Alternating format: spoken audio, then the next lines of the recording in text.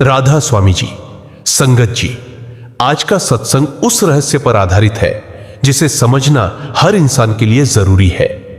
गुरु घर हमें सेवा का मौका क्यों देता है? क्या गुरु को हमारी सेवा की जरूरत है या हम ही सेवा के जरिए बदलते हैं?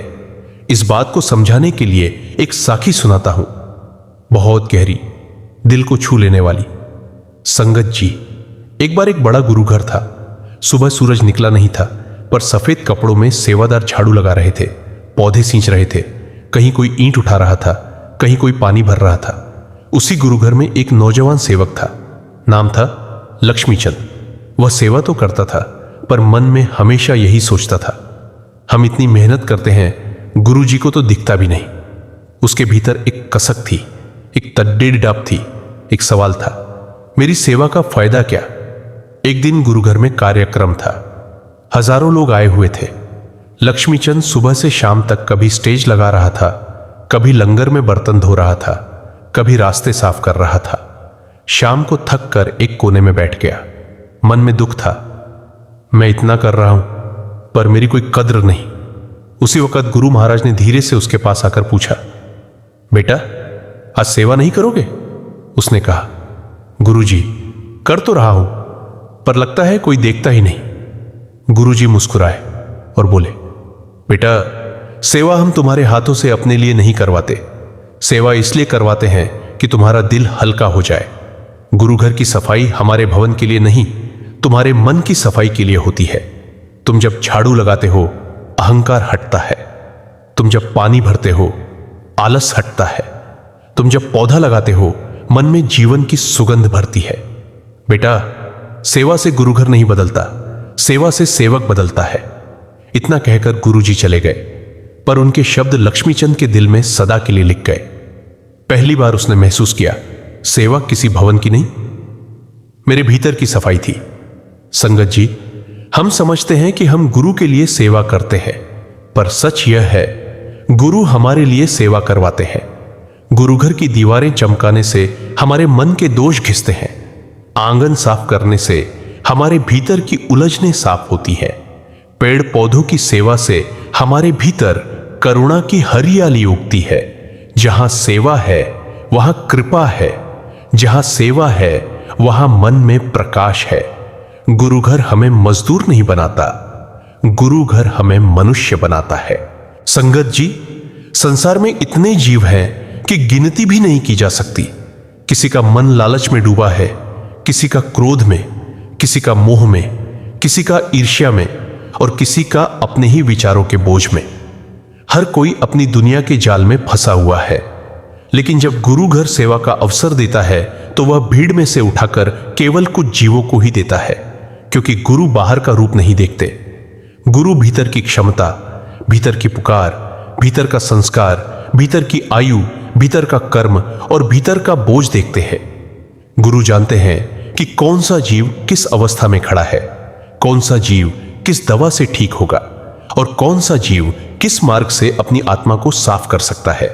इसीलिए सेवा का आह्वान हर किसी को नहीं मिलता, बल्कि वही जीव चुने जाते हैं जिनकी आत्मा कहीं ना कहीं अंदर से बदलना चाहती है।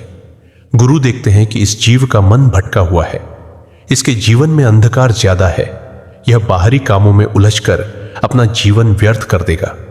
इसलिए इसे पकड़कर सेवा दे दो ताकि यह झुकना सीखे, अपने अंदर की ऊंचाई को नीचे लाए, अपने मन को पिघलाए और अपने अहंकार को तोड़े। संगत जी, सेवा कोई बाहरी काम नहीं, सेवा तो गुरु का आध्यात्मिक ऑपरेशन है, एक ऐसा इलाज जो मन को काटता नहीं बल्कि मन पर लगी गंदगी को धीरे धीरे घोल देता है। सेवा जीव के भीतर जाकर उसके पुराने जन्मों के अभिमान, पत्थर जैसी आदतें, विषैले विचार और जिद्दी मनोवृत्तियों को पिघलाने लगती है। इसलिए गुरु सेवा बिना सोचे समझे नहीं देते, बल्कि बहुत सोचकर, बहुत चुनकर, बहुत परीक्षण के बाद देते हैं। दुनिया यह समझती है कि सेवक सेवा करके गुरु घर की मदद करते हैं, पर संगत जी, गुरु घर को किसी जीव की मदद की आवश्यकता नहीं, गुरु घर उनकी शक्ति से चलता है। सेवा तो जीव को इसलिए दी जाती है ताकि वह अपने मन का बोझ हल्का करे, अपने कर्मों को जलाए, अपनी नीयत को साफ करे और अपने हृदय को नरम बनाए। गुरु जानते हैं कि जीव को दुनिया की चुप्पी नहीं, सेवा का शोर चाहिए, वही शोर जो भीतर की कठोरता को खरोंच खरोंच कर निकालता है। सेवा में झाड़ू लगाने वाला जीव अपने मन की धूल भी झाड़ता है। सेवा में चप्पल सीधा करने वाला जीव अपने विचारों को सीधा करता है। सेवा में पानी भरने वाला जीव अपने दिल में कृपा भरता है, और सेवा में बर्तन धोने वाला जीव अपनी आत्मा के दाग धोता जाता है। यही कारण है कि गुरु घर हमें सेवा देता है, क्योंकि गुरु देखता है कि जीव कर्मों के बोझ से दबा हुआ है, जन्मों से भटका हुआ है, मन की गंदगी से भरा हुआ है। अगर इसे सेवा न मिली तो यह और अंधकार में गिर पड़ेगा। इसलिए गुरु प्रेम से, दया से, करुणा से उसे सेवा का अवसर देता है, ताकि यह जीव धीरे धीरे भीतर से पवित्र हो सके। संगत जी, याद रखना, गुरु जीव के बाहरी कपड़े नहीं देखते, उसकी आत्मा की चादर देखते हैं कि वह कितनी मैली है।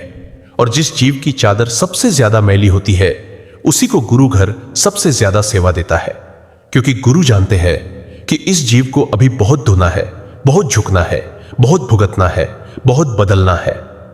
सेवा दरअसल गुरु की कृपा का पहला कदम है, क्योंकि सेवा का हकदार वही जीव होता है जिसके दिल में छुपकर एक मौन पुकार उठी होती है कि हे मालिक, मुझे संभाल लो, मुझे सुधार दो, मुझे अपने करीब ले आओ। और गुरु उस पुकार को सुन लेते हैं, चाहे जीव बोले या ना बोले।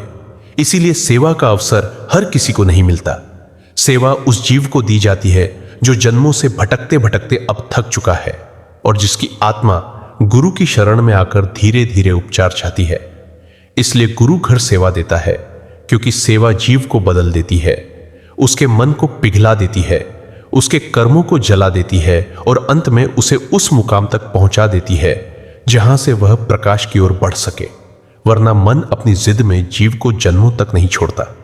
संगत जी, अगर गुरु सेवा देता है तो समझ लेना कि उनकी नजर आपके ऊपर टिक चुकी है।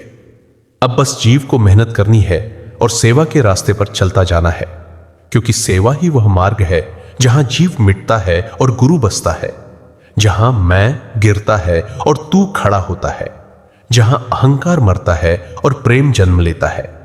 इसलिए गुरु घर सेवा देता है, क्योंकि सेवा ही वह अदृश्य चाबी है जो जीव की किस्मत के दरवाजे खोलती है और उसकी आत्मा को उसके असली घर की ओर ले जाती है। राधा स्वामी जी, संगत जी, अगर यह सत्संग आपको अच्छा लगा तो इसे लाइक जरूर कीजिए, शेयर करके किसी जरूरतमंद तक पहुंचाइए और चैनल को सब्सक्राइब कर लीजिए, ताकि अगली बार जब भी ऐसा कोई संदेश आए वह सबसे पहले आपके दिल के दरवाजे पर दस्तक दे सके। राधा स्वामी जी